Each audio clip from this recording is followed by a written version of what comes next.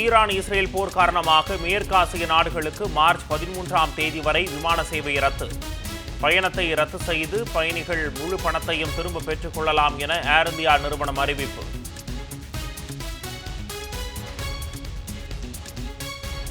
சென்னையில் வணிக பயன்பாட்டிற்கான சிலிண்டர் விநியோகத்தில் கடும் தட்டுப்பாடு. கொரோனா பெருந்தொற்று காலம் போல் மாறும் அபாயம் என ஹோட்டல் உரிமையாளர்கள் கவலை.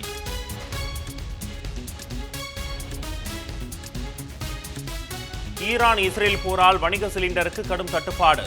பெங்களூருவில் இன்று முதல் ஹோட்டல்கள் மூடப்படுவதாக ஹோட்டல் சங்கம் அறிவிப்பு.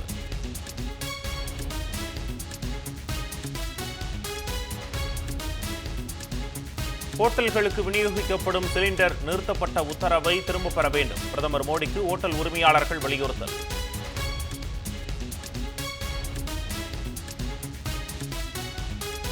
அமெரிக்கா ஈரான் போரால் கச்சா எண்ணெய் விலை உயர்வு.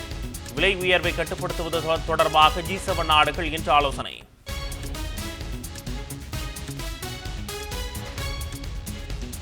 ஹார்முஸ் நீரிணையில் கச்சா எண்ணெய் வணிகத்தை தடுத்தால் 20 மடங்கு கடுமையாக தாக்குதல் நடத்தப்படும். ஈரானுக்கு அமெரிக்க அதிபர் ட்ரம்ப் எச்சரிக்கை.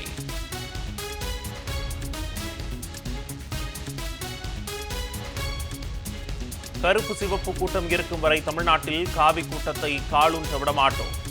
திருச்சி சிறுகனூரில் 10 லட்சம் பேர் பங்கேற்ற திமுகவின் பிரம்மாண்ட மாநில மாநாட்டில் முதலமைச்சர் மு க ஸ்டாலின் திட்டவட்டம். திராவிட மாடல் 2.0 ஆட்சி நிச்சயம் அமையும் என்றும் உறுதி.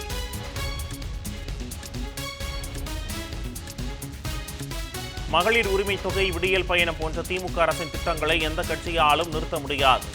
திராவிட மாடல் அரசின் திட்டங்கள் இருக்கும் வரை தமிழ்நாட்டை ஆளப்போவது திமுக தான் என்று முதலமைச்சர் மு க ஸ்டாலின் உறுதி.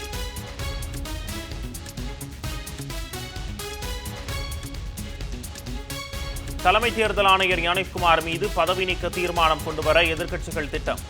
எம்பிக்களிடம் கையெழுத்து பெறும் நடவடிக்கையை தொடங்கியது திரிணாமுல் காங்கிரஸ் கட்சி.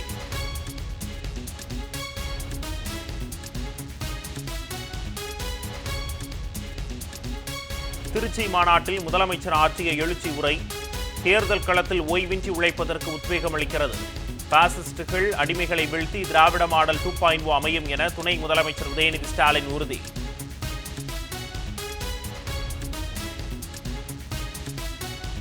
சென்னை அடுத்த கூடுவாஞ்சேரி அருகே வீட்டில் மின்கசிவு ஏற்பட்டு தீ விபத்து. வீட்டில் உறங்கிக் கொண்டிருந்த கணவன், மனைவி, குழந்தை ஆகிய ஒரே குடும்பத்தினர் 3 பேர் உடல் கருகி உயிரிழந்த பரிதாபம்.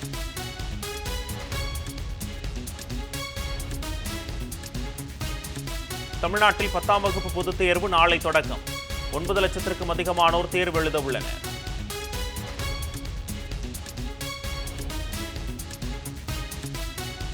பாஜக ஆளும் உத்தரப்பிரதேச மாநிலத்தில் 6 விமான நிலையங்கள் மூடல். எந்தவித திட்டமிடலும் தொலைநோக்கு பார்வையும் இல்லாததால் மூடப்பட்டுள்ளதாக குற்றச்சாட்டு.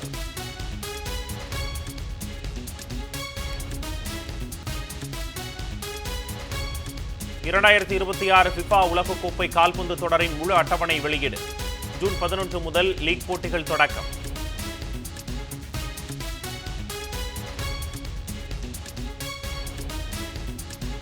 (899வது கோல் அடித்து அர்ஜென்டினாவின் லியோனல் மெஸ்ஸி சாதனை. அமெரிக்காவில் நடைபெற்ற கால்பந்து போட்டியில் அசத்தல்.